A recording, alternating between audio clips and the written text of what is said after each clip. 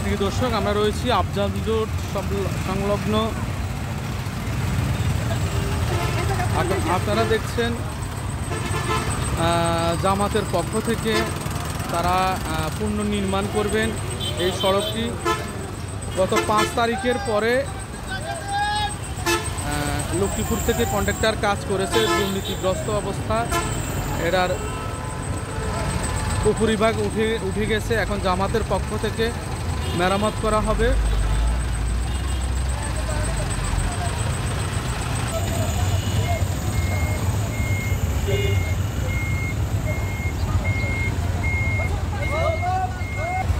ভাই, আজকে এখানে কি হবে?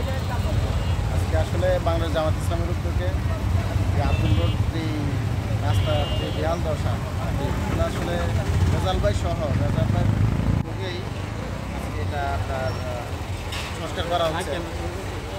আসলে মূলত আজকে রেজাল ভাই আসবেন, আর আমাদের ইউনিয়ন আমির আছে আব্দুল হান্নান ভাই সহ আমরা ভিডিও থেকে দেখছেন আনন্দবাসী যে কষ্ট।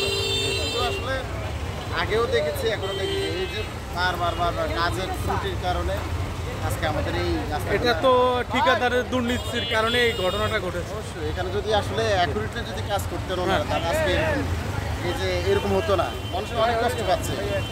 তারপর হচ্ছে রিক্সা পড়ে যাচ্ছে, রিক্সা পড়ে একজন রিক্সাওয়ালা ভাইয়ের হাত ভেঙে গেছে। ঠিক আছে।